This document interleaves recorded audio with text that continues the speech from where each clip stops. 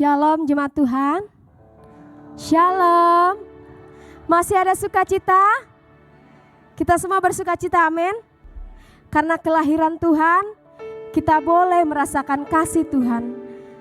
Karena kelahiran Tuhan, kita boleh menikmati anugerah Tuhan yang Tuhan berikan kepada kita. Mari sama-sama kita mau memberikan hati kita untuk Tuhan. Kita mau memberikan hidup kita untuk Tuhan. Kita mau memberikan setiap pujian kita kepada Tuhan. Mari kita berdoa. Bapa, kami mengucap syukur buat kasih setiamu di dalam kehidupan kami Tuhan. Henti-hentinya kami mengucap syukur Bapa. Dengan apa kami balas semua kebaikan-Mu Tuhan di dalam kehidupan kami. Yang saat ini boleh kami rasakan, boleh kami terima Tuhan. Kau Allah yang luar biasa Bapa. Terima kasih Tuhan. Kau memberkati setiap rangkaian ibadah kami dari awal sampai pertengahan ibadah ini Tuhan. Biarlah nama-Mu ditinggikan. Biarlah nama-Mu yang diagungkan di tempat ini Bapa. Terima kasih Bapa. Kami sangat mengucap syukur. Haleluya. Amin. Mari kita mau masuk ke dalam hadirat Tuhan. Kita mau lebih lagi menyembah Tuhan. Kita mau lebih lagi datang kepada Tuhan. Datang kepada Sang Juru Penyelamat. Haleluya Bapa. Engkau kemuliaan hati kami Tuhan. Engkau kemuliaan kehidupan kami Bapa. Haleluya Yesusku.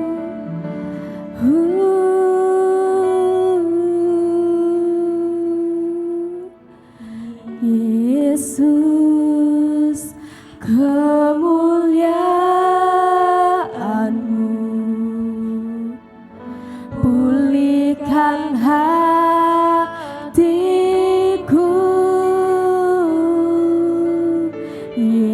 Yesus, kemuliaan-Mu berkati hidupku. Sekali lagi katakan Yesus. Yesus, kemuliaan-Mu pulihkan hatiku. Yesus, kemuliaan hati kami. Yesus, kemuliaan-Mu berkati hidupku. Segala pujian syukur bagi-Mu. Kau hadir dalam hidupku. Kini ku datang sujud di hadapan-Mu, memuji-Mu, menyembah-Mu. Yesus, ku menyembah-Mu. Kita angkat pujian ini jemaat Tuhan.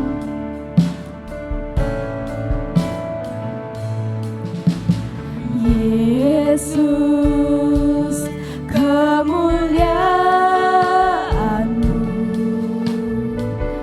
pulihkan hatiku.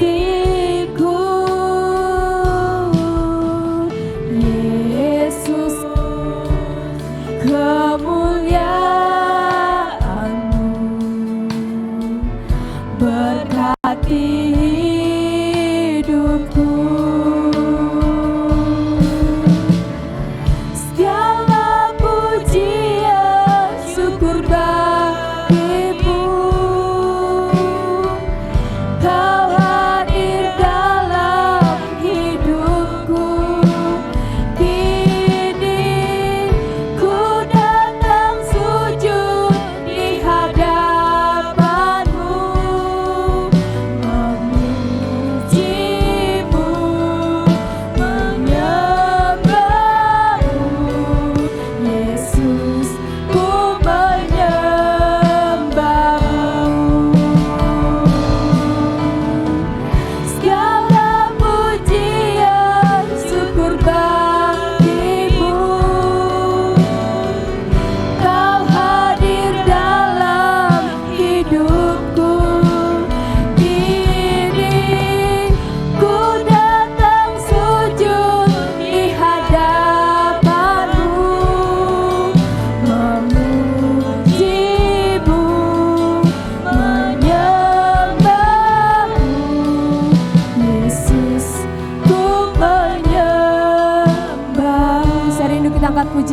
nama Tuhan. Saya undang untuk bangkit berdiri.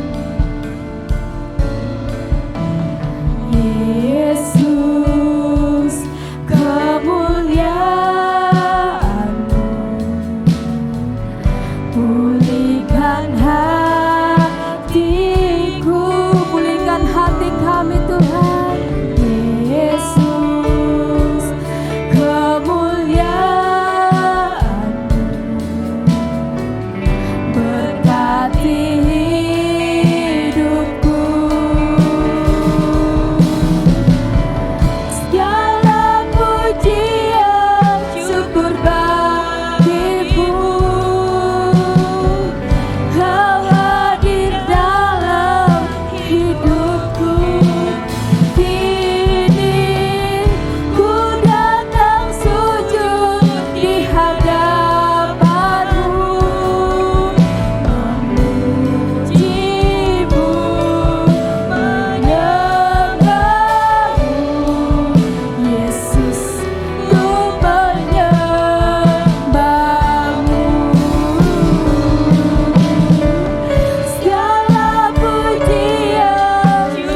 Segala pujian hanya bagi-Mu Tuhan. Haleluya Yesus, hidupku. Kini ku datang sujud di hadapan-Mu, memuji-Mu, menyembah-Mu. Yesus, ku menyembah-Mu. Lebih lagi katakan, segala pujian syukur bagimu, Kau hadir dalam hidupku. Kini ku datang sujud di hadapan-Mu, memuji-Mu, menyembah-Mu. Yesus, ku menyembah-Mu. Yesus, ku menyembah-Mu.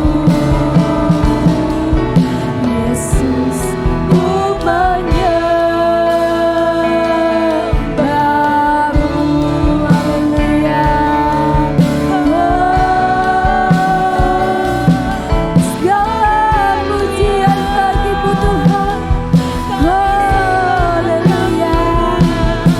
Segala keagungan bagi-Mu, segala kemuliaan bagi-Mu Tuhan. Segala pujian penyembahan kami kepada-Mu Tuhan.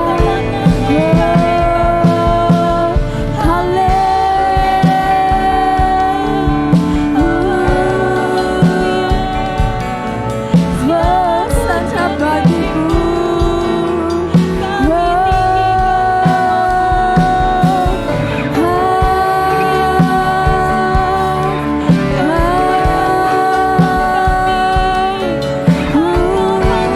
Haleluya Yesus, Engkau yang kami sembah, Engkau yang kami sembah, Engkau yang kami sembah Tuhan. Haleluya Yesus, kami sembah. Haleluya.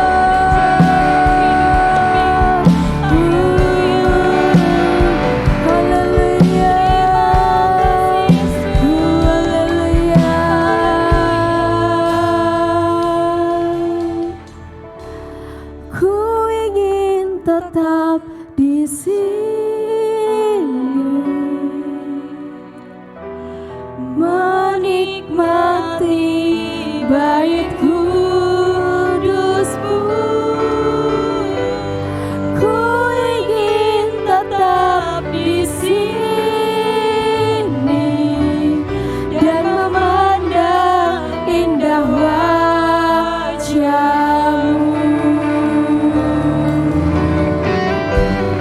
Ku ingin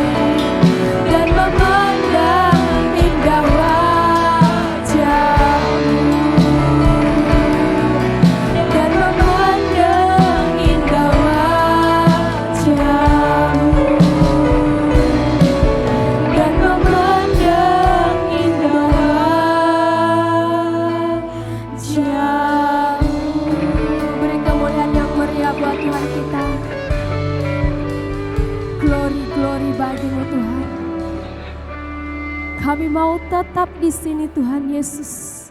Kami mau tetap memandang wajah-Mu yang indah itu Tuhan. Terima kasih Bapa. Terima kasih Roh Kudus Bapa yang kami sembah. Bapa yang kami tinggikan di dalam nama Tuhan Yesus. Dan saat ini Tuhan, kami mau mulai ibadah kami. Tuhan, kami percaya 2-3 orang berkumpul di dalam nama Tuhan. Kau ada di tengah-tengah kami saat ini Bapa. Kau menikmati setiap pujian penyembahan kami Bapa. Terima kasih Tuhan. Kami sangat mengucap syukur. Haleluya. Yang percaya Tuhan kita katakan amin. Saya persilakan untuk duduk kembali. Masih ada sukacita? Masih? Haleluya. Beri dulu kemuliaan buat Tuhan kita. Kita mau sambut Sang Raja kita. Karena Dia lahir untuk kita, untuk menebus dosa kita, untuk semua dosa kita. Haleluya.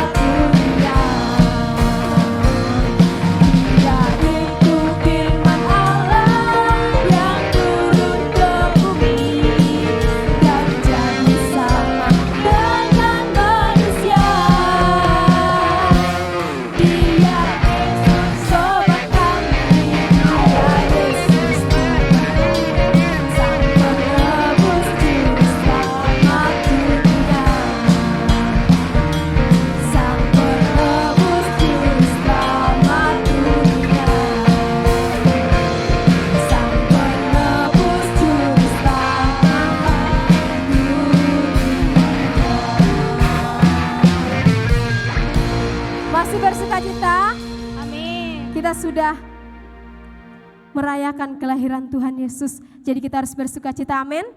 Amin. Jemaatan saya undang bangkit berdiri. Kita mau rayakan Yesus, rayakan. Karena Dia lahir untuk kita.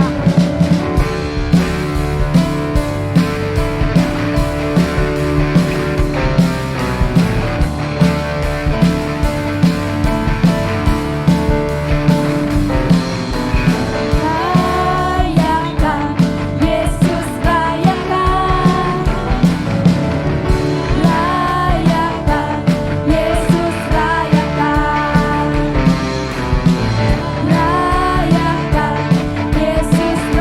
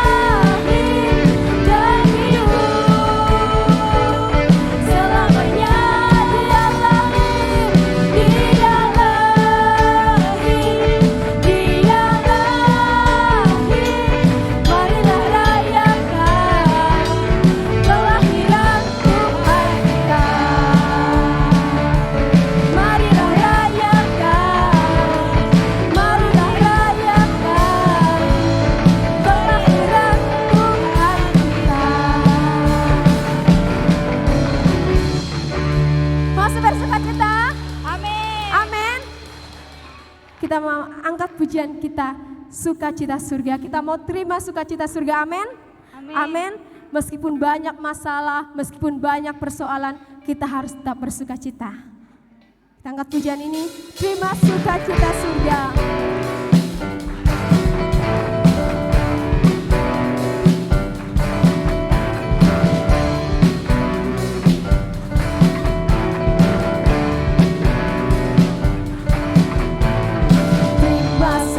Cita surga, itulah kekuatan bagi jiwa. Ku dapat rasakan kasih-Nya di tengah badai yang bergelora. Terima sukacita surga, itulah kekuatan bagi jiwa. Ku dapat saksikan kuasa-Nya, taklukkan badai yang bergelora.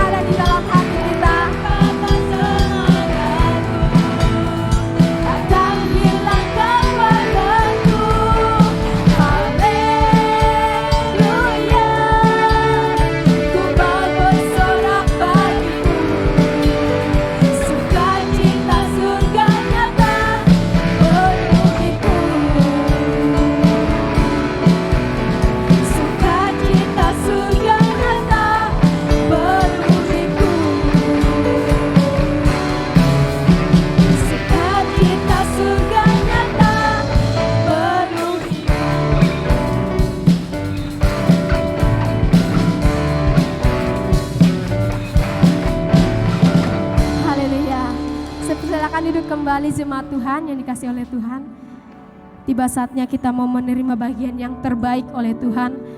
Kita mau mendengarkan kebenaran firman Tuhan. Kita mau seperti Maria yang duduk diam di bawah kakinya Tuhan, yang mendengarkan suara Tuhan. Sambil persembahan dijalankan, kita mau angkat pujian kita, Tuhan yang bela. Haleluya.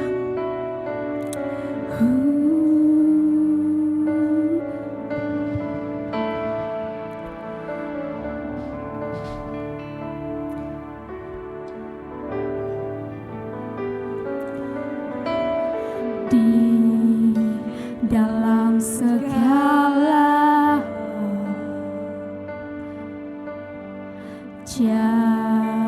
janji-Nya tak berubah. Apa yang sudah difirmankan terjadi saat kita percaya.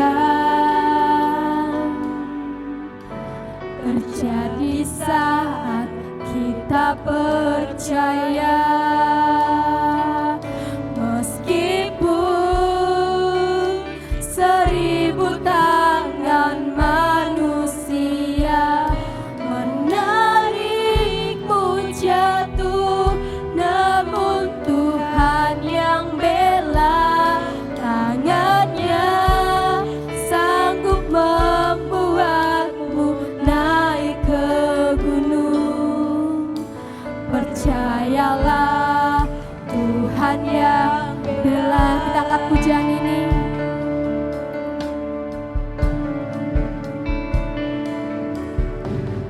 Di dalam segala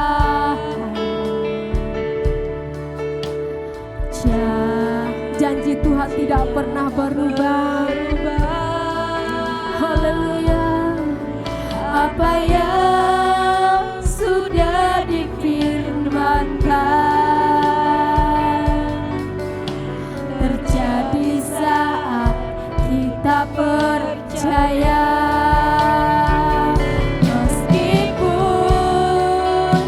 seribu tangan manusia menarikmu jatuh, namun Tuhan yang bela. Tangannya sanggup membuatmu naik ke gunung. Percayalah Tuhan yang bela.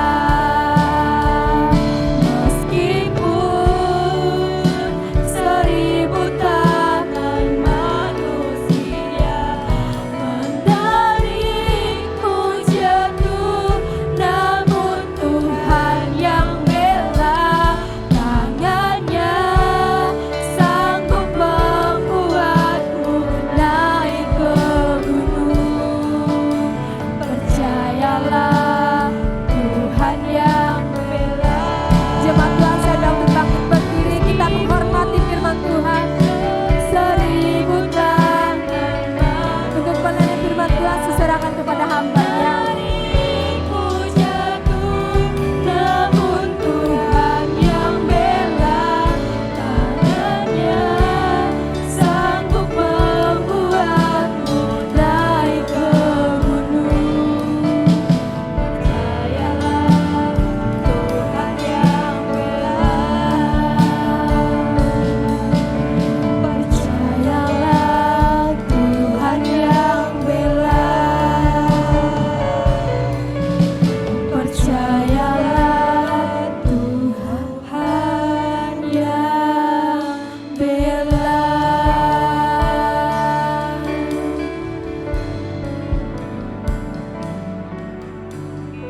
Terima kasih ya Tuhan, Engkau Allah yang baik dan setia.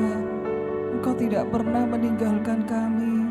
Engkau selalu menyertai kami di setiap musim hidup kami. Apapun yang kami hadapi, Engkau selalu Tuhan dan tidak pernah meninggalkan kami. Engkau selalu ada buat kami. Saat ini kami akan mendengarkan firman-Mu. Berikan kepada kami hati yang siap untuk menerima firman-Mu, hati yang merindukan Engkau, hati yang melekat kepadamu. Roh Kudus pimpin kehidupan kami, Roh Kudus sertai kami. Di dalam nama Tuhan Yesus, haleluya, amin. Silakan duduk Bapak Ibu. Selamat pagi. Ya, Bapak Ibu, beberapa hari lagi kita akan meninggalkan tahun ini dan berganti kepada tahun yang baru. Kita akan belajar tentang menikmati janji-janji Tuhan di dalam Ulangan 7 ayat 1. Apabila Tuhan Allahmu telah membawa engkau ke dalam negeri kemana engkau masuk untuk mendudukinya, dan Ia telah menghalau banyak bangsa dari depanmu, yakni orang Het, orang Girgasi, orang Amori, orang Kanaan, orang Feris, orang Hewi, dan orang Yebus, 7 bangsa yang lebih banyak dan lebih kuat daripadamu, dan Tuhan Allahmu telah menyerahkan mereka kepadamu sehingga engkau memukul mereka kalah, maka haruslah kamu menumpas mereka sama sekali. Janganlah engkau mengadakan perjanjian dengan mereka, dan janganlah engkau mengasihani mereka. Amin. Bapak Ibu, di sini Tuhan itu ngomong bahwa kalau Israel itu berperang melawan orang Kanaan, mereka itu akan menghadapi 7 bangsa yang lebih banyak dan lebih kuat. Jumlahnya banyak, pengalamannya banyak, kekuatannya pun juga luar biasa. Satu keadaan yang tidak seimbang, 1:7, begitu ya. Nah, tapi di sini Musa ngomong bahwa Tuhan itu pasti akan menyertai dan pasti mereka orang Israel bisa mengalahkan 7 bangsa Kanaan itu. Yang katanya lebih kuat, katanya lebih banyak, dan memang ya 7 lawan 1 enggak seimbang, lebih kuat ya memang. Mereka dari segi pengalaman perang mereka jago dalam berperang, sedangkan orang Israel itu hanyalah budak yang tiap hari itu hanyalah membuat batu bata, enggak punya pengalaman perang. Dibandingkan dari segi pengalaman, dari jumlah, dari kekuatan memang tidak seimbang. Bapak Ibu, bahkan di dalam Amos 2 dikatakan di sini ya, bangsa asli Kanaan itu adalah keturunan raksasa. Amos 2 dikatakan, padahal akulah yang memunahkan dari depan mereka orang Amori yang tingginya seperti tinggi pohon aras dan yang kuat seperti pohon tarbantin. Aku telah memunahkan buahnya dari atas dan akarnya dari bawah. Padahal akulah yang menuntun kamu keluar dari tanah Mesir dan memimpin kamu 40 tahun lamanya di padang gurun, supaya kamu menduduki negeri orang Amori. Di sini dikatakan Bapak Ibu, orang Amori itu tingginya seperti pohon aras. Dulu saya berpikir itu cuma bahasa puisi. Ya memang tinggi lah gitu. Tingginya mungkin seperti pemain basket. Pemain basket itu mungkin tingginya ya 2 meter adalah, yang 2,1 ya ada gitu. Mungkin tingginya seperti pemain basket. Tapi ternyata ya Bapak Ibu di sini kan dikatakan tingginya seperti pohon aras. Pohon aras itu kan memang tinggi. Setinggi apa orang Amori ini? Bapak Ibu kalau kita baca, bandingkan ya. Di dalam Ulangan pasal 3, di sini dikatakan, jadi pada waktu itu dari tangan kedua raja orang Amori itu, kita merampas negeri yang di seberang sungai Yordan. Mulai dari sungai Arnon sampai gunung Hermon. Hanya Og Raja Basan yang tinggal hidup dari sisa-sisa orang Rephaim. King James menerjemahkan remnant of giants, sisa-sisa raksasa, giants, raksasa. Nah, yang menarik di sini dikatakan sesungguhnya ranjangnya adalah ranjang dari besi. Bukankah itu masih ada di kota Raba Bani Amon? 9 hasta panjangnya, 4 hasta lebarnya menurut hasta biasa. Bapak Ibu, kenapa tokoh Alkitab itu mencatat ranjangnya Raja Og? Kenapa kok dicatat ranjangnya mereka ya, ranjangnya orang Amori? Karena untuk bisa mendeskripsikan setinggi apa mereka itu. Dikatakan ranjangnya itu panjangnya 9 hasta, lebarnya 4 hasta. 1 hasta itu 45 cm, ya katakanlah 50 cm ya. Jadi Bapak Ibu next, kalau ya ini ya, ranjangnya panjangnya 4,5 meter, lebarnya 2 meter. Buat apa bikin ranjang itu 4 meter? Kalau tingginya cuma 1,7, 1,8 atau 2 meter. Kalau ranjangnya itu panjangnya 4 meter berarti orangnya yang tidur di situ itu Bapak Ibu ya itu kan 4,5 meter ya. Berarti orangnya yang tidur di atas ranjang itu ya tingginya 4 meter. Makanya dikatakan itu tingginya seperti tinggi pohon aras. Nah, coba kita lihat di sini ya Bapak Ibu, dibandingkan dengan orang Israel mungkin katakanlah mereka paling tinggi 2 meter. Biasanya kalau rata-rata orang bule 1,8, 1,9, katakanlah mereka tingginya 2 meter. Tapi ini bangsa Amori, ranjangnya aja ukurannya 4,5 meter, berarti tinggi badan mereka kurang lebih 4 meter. Saudara, keturunan raksasa. Nah coba Bapak Ibu kalau bertanding ya, tandingan tinju, itu kan yang diukur berat badan, gitu kan. Sama yang paling penting ini jangkauan tangan gitu. Semakin tinggi orangnya jangkauan tangannya semakin panjang. Lah kalau orang Israel dibandingkan ya orang Amori, mereka tingginya 4 meter, jangkauan tangannya jauh lebih panjang dari orang Israel.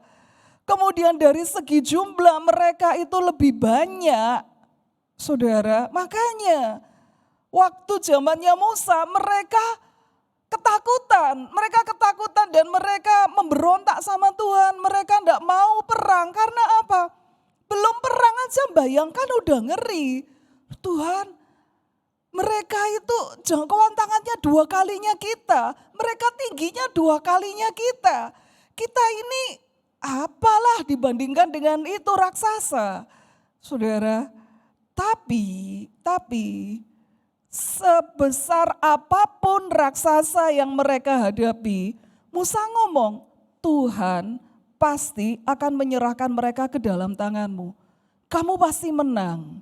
Nah, Bapak Ibu, yang pertama kita pelajari dari peristiwa ini adalah Tuhan itu nanti menolong mereka dengan caranya yang unik. Kalau mereka bangsa raksasa, bukan berarti raksasa harus dibunuh dengan raksasa. Bukan berarti seperti itu.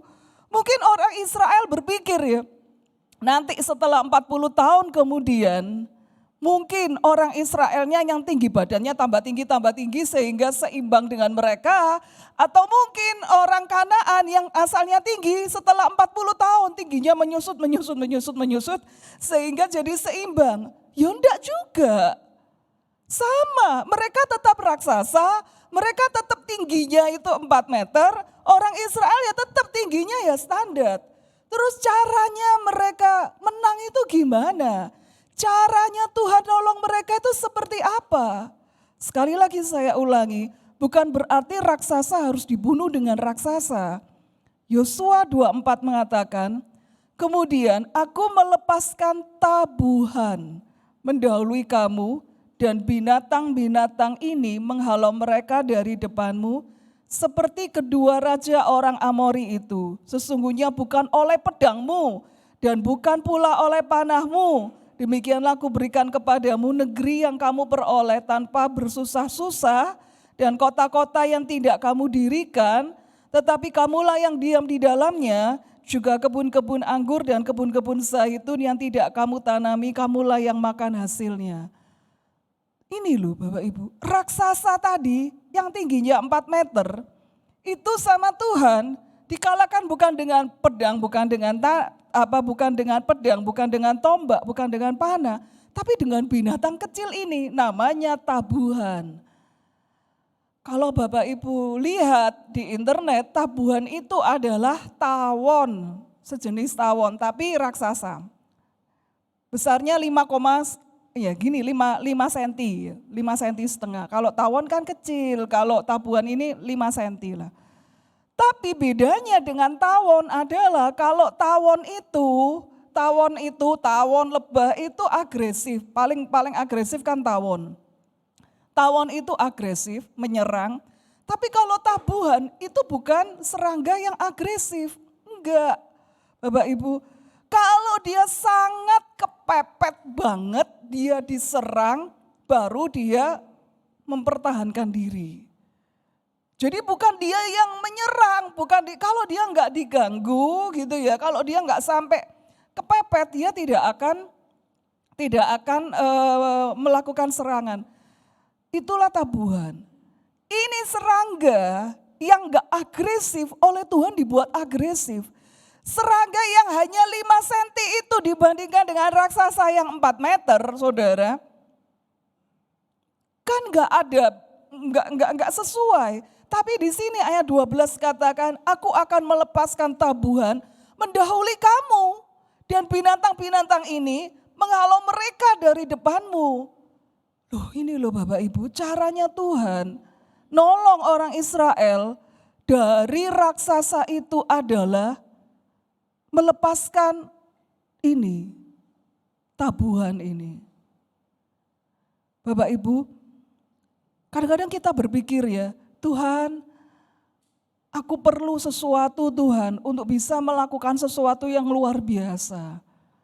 Padahal Tuhan bisa menolong kita dengan caranya yang ajaib.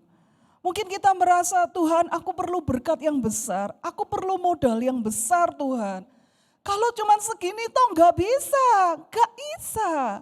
Tapi Tuhan itu punya caranya yang ajaib untuk menolong kita, caranya yang kreatif untuk nolong kita. Nggak perlu kita tubuhnya harus jadi raksasa dulu, baru bisa mengalahkan Goliat, baru bisa mengalahkan raksasa.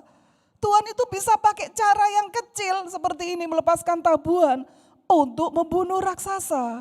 Jadi Bapak Ibu, ayo kita belajar untuk mempercayai Tuhan. Ayo kita belajar untuk mengandalkan Tuhan. Mungkin saat ini kita menghadapi masalah-masalah yang bagaikan raksasa.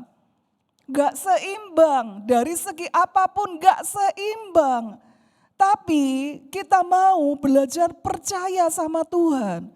Bersandar pada Tuhan, berharap pada Tuhan.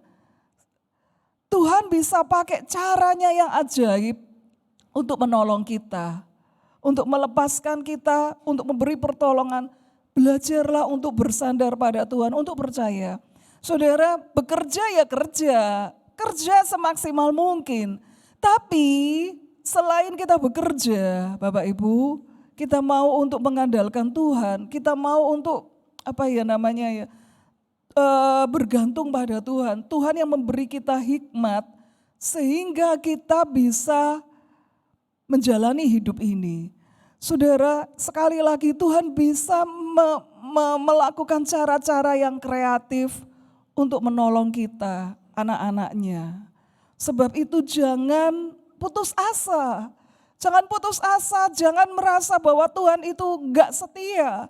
Mungkin waktu orang Israel itu berpikir, Tuhan, kenapa kok tinggi tubuhku gak di upsize sehingga tingginya setara dengan tingginya orang Amori, jangkauan tangannya sama panjangnya dengan orang Amori. Kenapa kok Tuhan menciptakan musuh yang begitu tinggi, begitu besar? Kenapa Tuhan Engkau tega membiarkan aku menghadapi raksasa 7 kali lebih banyak lagi?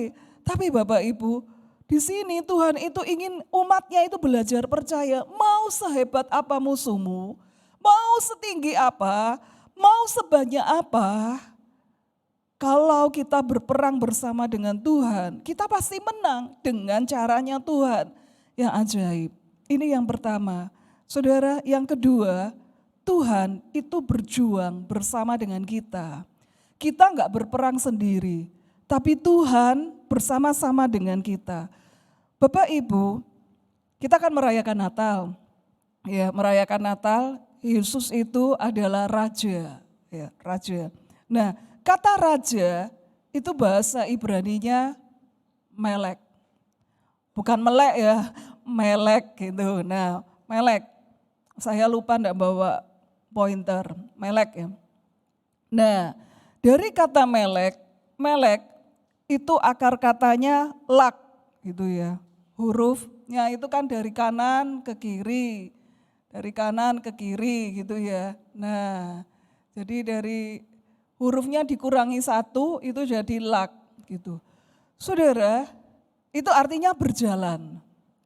Jadi kata melek itu akar katanya itu lak, artinya berjalan. Nah, kita lihat satu-satu hurufnya.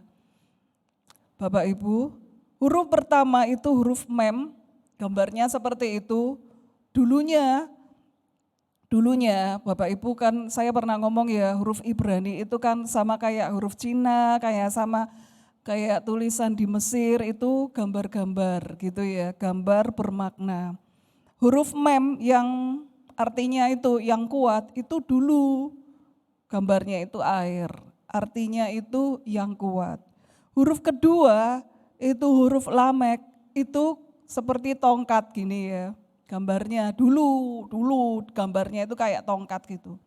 Artinya otoritas kepemimpinan, karena dulu seorang raja itu pasti membawa tongkat gitu. Artinya ya itu kepemimpinan, otoritas.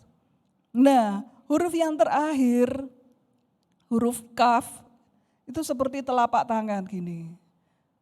Itu gambar tangan, telapak tangan yang terbuka. Nah, jadi Bapak Ibu, raja itu adalah seorang yang kuat, yang berjalan dengan memegang tongkat otoritas di telapak tangannya. Jadi kalau seorang raja, dia memerintah, dia bukan hanya memerintah di atas tahtanya, tapi kalau rakyatnya lagi perang, pasukannya lagi perang, dia juga berjalan berperang bersama dengan rakyatnya. Bapak Ibu, beda ya kalau kita lihat film kolosal, misalnya film apa ya namanya ya, baru-baru ini ya Gladiator gitu. Nah, saudara, itu kan rajanya yang Yunani, kaisarnya, itu kan dia cuma perintah toh, ayo perang melawan sana, perang melawan sini. Sama Raja Mesir ya juga begitu, ayo perang melawan sana, perang melawan sini. Dia cuma ngomong toh, bisanya cuma merintah di atas tahta, kamu perang ya, menaklukkan ini, menaklukkan itu. Tapi dia tidak ikut perang. Sama juga waktu Nebukadnezar, Raja Babel, dia nyuruh kepala pasukannya itu cuman, ayo kamu perang mengalahkan ini. Dia cuma ngomong toh. Yang jalan, yang berperang itu pasukannya, panglima perangnya. Dia cuman duduk di atas tahta, dia cuman main komando. Kamu harus perang, menaklukkan Mesir, menaklukkan Yerusalem, menaklukkan bangsa-bangsa lainnya. Itu Nebukadnezar, Raja Babel. Nah, beda pada zamannya raja-raja Israel. Kebanyakan raja-raja Israel itu kalau perang, mereka rajanya ikut turun berperang bersama-sama dengan rakyatnya. Karena mereka tahu konsep ini, raja itu adalah seorang yang kuat, yang berjalan dengan memegang tongkat otoritas di telapak tangannya. Dia tidak hanya duduk di tahta, tapi waktu perang ya dia maju bersama-sama dengan rakyatnya. Ada kalanya Daud berperang dan seringkali dia berperang bersama-sama dengan rakyatnya. Tapi ada kalanya ketika dia malas perang, ya dia seperti bangsa-bangsa lain, dia cuma duduk di atas tahta, dia menyuruh Yoab perang, enggak taunya dia berzina dengan Batsheba gitu. Nah, saudara, tapi kebanyakan raja-raja Israel ketika dia menyuruh panglimanya perang, dia ikut perang. Dia ikut maju. Sampai Bapak Ibu ingat ya peristiwanya Raja Ahab dan Raja Yosafat berperang melawan Aram. Yosafat dan Raja Ahab perang melawan Aram. Kemudian rajanya Aram itu ngomong, kamu jangan sembarangan perang, jangan sembarangan nyerang. Yang perlu kamu serang, kamu perangi itu rajanya dibunuh, sudah perang itu langsung menang gitu. Lah pada waktu itu Ahab dia menyamar pakai baju tentaranya. Dia tidak memakai baju kebesarannya sebagai seorang raja, tapi dia menyamar menjadi seorang prajurit. Sedangkan Yosafat dia memakai jubahnya sebagai raja. Ya beneran, langsung dia yang diserang. Saudara, seperti itu. Dia yang diserang, hampir terbunuh. Karena memang lawan itu fokusnya, itu pasti menyerang rajanya. Rajanya itu jadi sasaran pertama. Bapak Ibu, coba kita bayangkan ya. Ketika kita berperang, ketika kita mengalami pergumulan, Yesus sebagai raja, dia itu bukan hanya cuma duduk di atas tahtanya toh. Perang nak, pasti menang. Perang gak apa-apa, jangan takut. Bukan hanya cuma ngomong toh. Tapi dia ikut terjun ke bawah, berjuang bersama dengan kita. Dan Bapak Ibu, seperti saya katakan tadi, kalau seorang raja itu turun dalam peperangan di medan perang, dia itu harus siap jadi sasaran utama. Sasaran utama prajurit-prajurit musuhnya itu menyerang rajanya, pemimpinnya. Karena begitu rajanya mati, perang itu selesai dan musuh itu menang. Saudara, Yesus berjalan bersama dengan kita ketika kita berjuang. Kita tidak seorang diri, dia berjuang bersama dengan kita. Dia bukan hanya tahu kelemahan kita, tahu pergumulan kita, tahu penderitaan kita, tapi dia juga berjuang bersama dengan kita. Saudara, ya, bahasanya orang Semarang itu tak tatai, jok wedi, maju wae, tak tatai. Saya dulu gak ngerti, oh foto tak tatai. Lah orang Surabaya ngomong tatai itu kan ini loh, apa lagi? Apa? Dikasih alas. Tak tatai itu tak kasih alas. Dulu saya nggak ngerti gitu ya. Gak apa-apa Cik, maju aja Cik. Orang usah wedi, kok tak tatai gitu. Apa ya maksudnya ya? Masa dikasih alas gini? Maksudnya apa ya? Oh alah, maksudnya itu jangan takut, nanti aku yang menghadapi. Wis jangan takut, gak usah takut, gak usah khawatir, nanti aku yang ngadepi, aku yang di depan gitu. Jadi dia yang jadi tamengnya. Saudara, Tuhan itu seperti itu. Kita ketika kita berjuang, ketika kita ada dalam pergumulan, ada dalam masalah, Tuhan itu yang di depan kita. Dia yang jadi tamengnya. Bapak Ibu, dulu waktu anak-anak masih SD, saya ngajarin anak-anak belajar gitu ya. Saya ngajari Elvans, saya ngajari Aaron gitu ya, belajar gitu. Nah, ketika mereka sudah SMP, aku udah lepas. Aaron pun udah tak lepas, wes gak mampu, udah gitu, udah wes belajar sendiri gitu. Dan mereka pun belajar sendiri gitu. Kalau nggak mampu ya udah panggil guru les, itu aja. Aaron manggil guru les dan Elvan belajar sendiri. Saudara ketika mereka ujian gitu ya, mereka ujian, kadang belajarnya sampai larut malam, saya ngomong, wis salah, ojo belajar malam-malam, tidur aja, saya tidur aja. Sampai mereka itu ngomel ya, Elvans itu ngomel, Aaron itu ngomel, Mama iki kok kualian yo ambek mamane konco-koncoku. Lah mamane konco-koncoku tuh yo anak itu disuruh belajar, anak itu dibanguni. Ayo belajar, kamu kan belum selesai belajar ya, ayo belajar. Mama itu anak belajar malah disuruh tidur gitu. Kok kualian tuh mamane konco-koncoku tuh. Loh, yang penting itu kamu itu sehat. Buat apa kamu tuh belajar sampai larut malam, sampai pagi, habis itu waktu ujian blank, karena semalaman itu begadang gitu ya, akhirnya waktu ujian malah blank, malah nggak bisa apa-apa gitu. Tiwas ini kepalanya pusing, nggak bisa mikir gitu. Udahlah tidur nggak apa-apa. Lah aku gak iso ngerjakno ya apa lah aku remedi apa? Ya remedi ya tinggal remedi. Ngono kan ya. Ngono kok repot, remedi ya tinggal remedi gitu. Saudara, karena apa? Saya merasa udahlah yang penting ini sehat gitu. Nah, ketika ujian akhir ya. Kalau ujian akhir itu Elvans itu biasanya belajar di ruang tamu. Dia enggak mau di kamar gitu ya. Di ruang tamu ya sambil lihat TV atau apa gitu.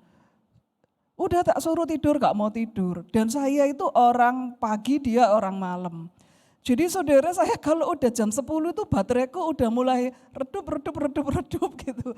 Udah gak bisa nganu lagi, paling puanter iki jam 11. Nanti kalau udah seperti itu saya bawaannya pasti akan emosi, marah-marah gitu ya. Jadi daripada emosi marah-marah lebih baik mamai tidur, udah gitu aja. Saudara, waktu pagi saya bangun. Jadi kalau saya bangun waktu itu saya bangunnya jam 3. Kalau sekarang ya enggak sepagi itulah gitu. Saudara, saya bangun jam 3 pagi. Saya lihat, oh anak ini ketiduran. Ya wis lah malahane gitu. Nyalakan kompor, terus habis itu saya doa pagi dan dia bangun karena saya nyalakan kompor dia bangun. Mama, aku buatin apa misalnya gitu ya, Indomie lah apalah gitu. Udah terus, aku koncono saya cuma hanya bisa nemenin tok. nemenin anak ini belajar, tapi saya nggak bisa ngajarin. Dia mau belajar sesusah apa, saya nggak bisa. Saya cuma hanya bisa nemenin toh, gitu ya, sambil lihat apa itu YouTube yang dipancarkan di TV. Saya lihat YouTube tutorial orang masak roti gitu ya, baking roti gitu. Nah, tak liatin gitu ya. Supaya apa? Supaya dia semangat, itu tok lah gitu. Supaya dia semangat. Kalau saya berdoa, diam aja, doa, dia pasti akan ngantuk gitu. Jadi saya ngeliatin itu YouTube tutorialnya orang bikin roti, padahal aku ki pinter masak roti aja ya. Tapi rasanya ki seneng kalau lihat apa itu mereka itu apa toko-toko roti, bakery itu buat roti gitu, rasanya seneng gitu ya. Dan Elvan tanya, mama lagi ngapain? Lagi persiapan khotbah gitu, lagi buat PPT khotbah sambil lihat itu. Tapi kalau saya sudah lihat itu, YouTube itu, aku sudah enggak bisa lagi buat PPT khotbah gitu ya. Ngeliatin gitu. Fokus. Maksudnya fokus buat PPT gitu. Saudara, dan sama dia ngeliatin, nggak tahu ngeliatin apanya itu gitu. Dan saya ngingatin, ayo fokus, ayo ditutup HP-nya, ayo saudara, saya sebagai mama paling banter cuma hanya bisa nemenin dia belajar. Kalau mama yang lain itu anaknya melekan sampai jam 2 pagi dituruti melekan. Jadi anaknya belajar sampai jam 2 pagi ya dia ikut melekan sampai jam 2 pagi gitu ya. Sebagai bentuk support mamanya terhadap anaknya waktu ujian akhir. Saudara, saya nggak bisa kayak gitu karena saya bukan orang malam gitu ya. Jadi Bapak Ibu, itu hal yang maksimal yang bisa saya lakukan sebagai seorang mama.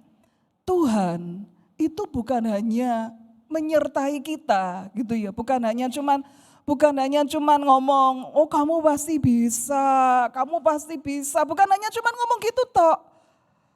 Bukan hanya cuman nemenin seperti saya nemenin Elvan tapi saya nggak bisa apa-apa gitu ya. Saya nggak bisa apa-apa, saya nggak bisa bantu dia belajar, ngajarin dia, saya juga nggak mampu. Tapi Tuhan lebih dari itu, dia bukan hanya menguatkan secara verbal, tapi juga dia menemani dan dia ikut berjuang bersama dengan kita. Itulah Tuhan. Dia tidak membiarkan kita berjuang sendiri. Dia ikut berperang bersama dengan kita, menemani kita untuk berjuang, untuk bertempur.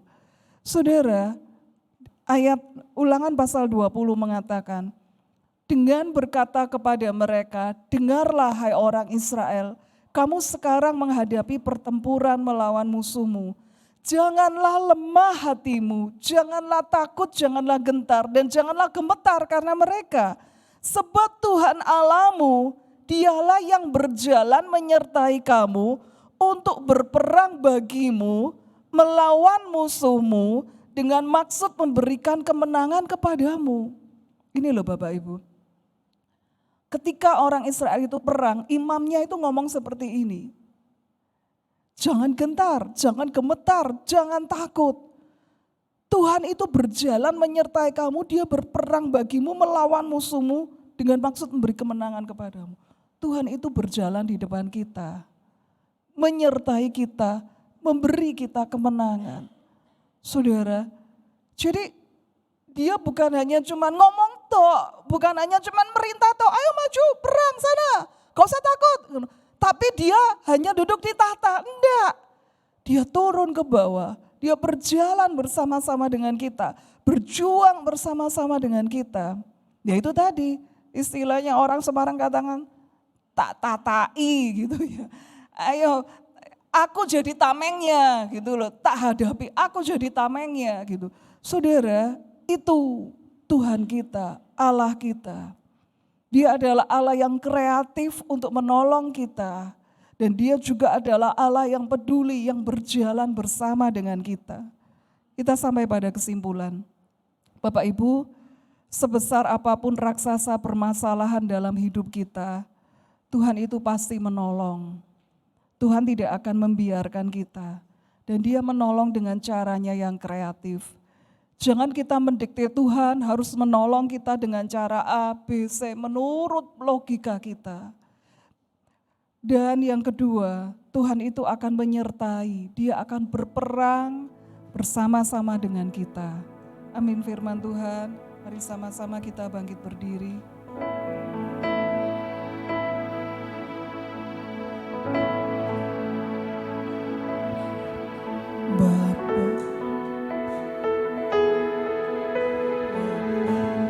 Datang dan menyembah, ku nyatakan Kau yang berkuasa dalam gelap, Kau setia, Kau cahaya hidupku.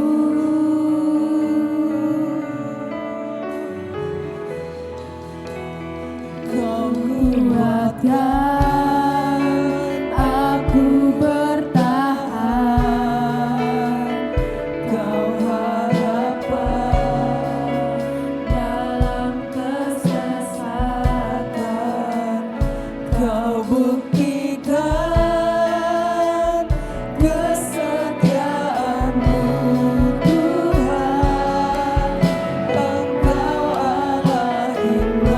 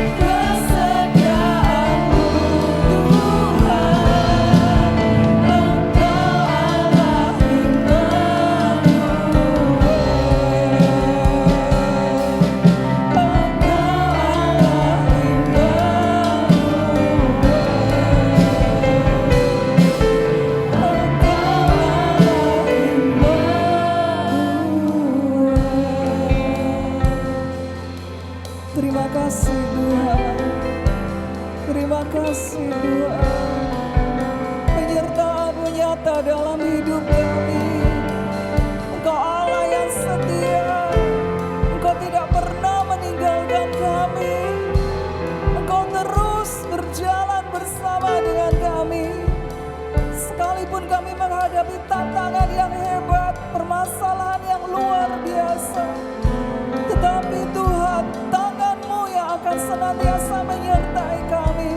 Engkau berjalan bersama dengan kami untuk memberi kepada kami kemenangan. Dengan cara-Mu yang ajaib Tuhan, Engkau akan menolong kami, Engkau akan mengangkat kami. Terima kasih Tuhan, terima kasih Tuhan, terima kasih Tuhan Yesus. Kami serahkan hidup kami kepada-Mu. Kami tidak tahu apa yang akan kami hadapi Tuhan, tapi kami percaya Engkau adalah Allah yang baik, Allah yang setia, Allah yang selalu memberi kemenangan kepada kami. Terima kasih Tuhan, dalam nama Tuhan Yesus. Haleluya, amin. Puji Tuhan, pagi hari ini kita terima firman Tuhan, satu firman yang menguatkan kita bahwa Tuhan itu baik dan Tuhan itu menyertai kita, bahkan Tuhan yang berperang bagi kita. Amin, saudara.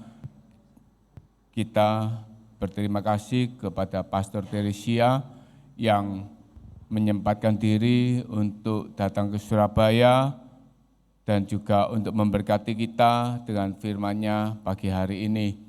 Berita gereja, kita sudah di ibadah umum terakhir di tahun 2024 dan kita akan mengakhiri tahun 2024 dengan ibadah tutup tahun tanggal 31 Desember jam 5 sore dengan perjamuan kasih.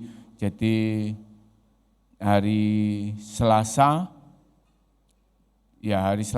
kita akan kembali di gereja, kita ibadah tutup tahun jam 5 sore, kita akan memuji dan kita akan menyembah dalam hadirat Tuhan. Dan yang bertugas untuk memimpin, untuk menaikkan pokok-pokok doa, saya minta juga bisa membantu mempersiapkan diri supaya ibadah ini dapat berjalan dengan baik. Saudara, kemudian kita akan awali ibadah tahun 2025 tanggal 5 Januari dengan perjamuan kudus. Dan kita juga mau datang lagi mengawali dengan sesuatu yang baik di hadapan Tuhan. Untuk ibadah kaum muda 4 Januari juga sudah akan dimulai lagi. Dan untuk tanggal 2 Januari ibadah doa puasa diliburkan 1 kali. Jadi hari Kamis tidak ada ibadah doa puasa, Sabtu tanggal 4 Januari ibadah kaum muda, Minggu 5 Januari ibadah awal tahun. Dan untuk ibadah tutup tahun dan ibadah awal tahun akan dilayani oleh Ibu Gembala yang menyampaikan firman Tuhan. Dan untuk jadwal tahun 2025 Januari, tanggal 5 Ibu Gembala, tanggal 12 Bapak Pendeta Doni Tatimu, tanggal 19 saya akan melayani, dan tanggal 26 Januari akan kembali dilayani oleh Pastor Teresia. Ini jadwal pembicara bulan Januari. Dan saudara, kita sudah merayakan Natal dengan baik. Gereja berterima kasih kepada semua jemaat yang telah mensupport ibadah Natal ini, baik secara dana sehingga pembiayaan Natal yang cukup besar bisa terpenuhi dan tercukupi semua, juga kepada yang panitia-panitia Natal yang bekerja begitu keras dan begitu baik, meluangkan waktunya, tim musik, WL, dan pengisi acara, mereka berlatih berulang kali supaya Natal berjalan baik. Gereja sangat mengapresiasi dan sangat berterima kasih.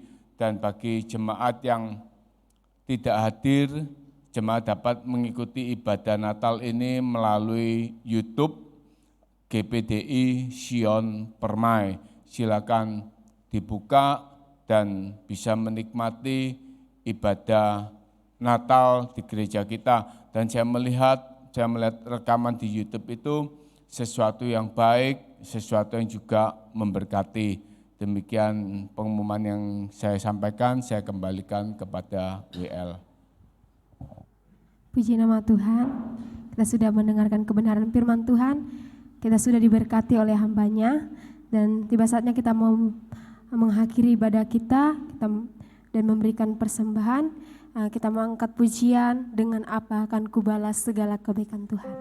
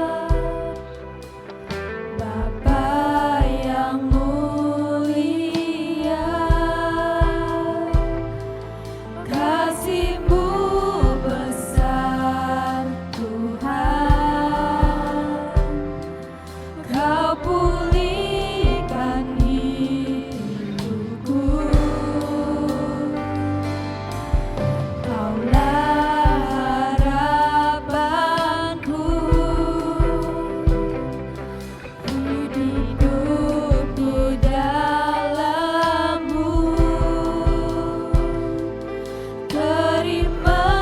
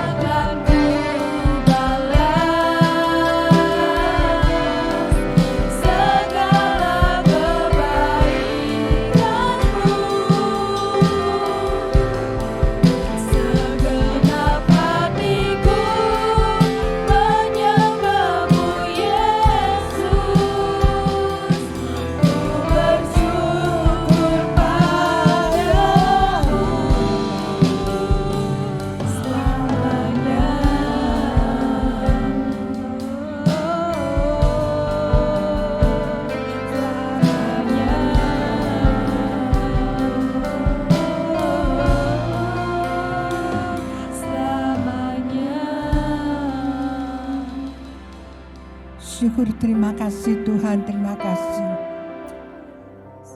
Satu kesempatan yang indah bagi kami bisa berkumpul di dalam rumah Tuhan, beribadah dan menikmati firman-Mu yang begitu menguatkan kami, mengingatkan kami Tuhan, bahwa kami punya Allah yang luar biasa, Allah yang menjadi jaminan di dalam hidup kami. Kenapa kami harus takut Tuhan? Engkau yang tampil di depan kami, Engkau yang berjalan di depan kami. Saat kami susah, saat kami ada masalah apapun. Terima kasih Tuhan, Engkau pakai hamba-Mu, Pastor Tresia Tuhan. Beri lagi pembukaan firman-Mu dengan limpahnya hikmat urapan-Mu ya Bapa. Berkati pelayanannya yang di Semarang. Berkati anak-anaknya semua Tuhan, Kau pakai satu persatu. Bapa, Engkau berkati seluruh jemaat-Mu yang hadir. Engkau berkati pemain musik, berkati yang song leader Tuhan maupun singer Tuhan, berkati semuanya ya Bapa. Terima kasih Tuhan, terima kasih. Jemaat yang dikasihi Tuhan, jika Engkau baik-baik mendengarkan suara Tuhan dan melakukan firman-Nya, maka segala berkat ini pasti datang kepadamu dan menjadi bagianmu. Diberkatilah Engkau pada waktu masuk rumah Tuhan, diberkatilah Engkau pada waktu keluar dari rumah Tuhan, diberkatilah pekerjaanmu, usahamu, studimu, kesehatanmu, seluruh keluargamu Engkau diberkati. Terima kasih Tuhan, terima kasih. Mari kita akan pulang dengan membawa damai sejahtera dari Allah Bapa, cinta kasih pemeliharaan Tuhan Yesus, persekutuan dalam kuasa Roh Kudus, ada menyertai kita semuanya sampai selama-lamanya. Yang percaya katakan amin.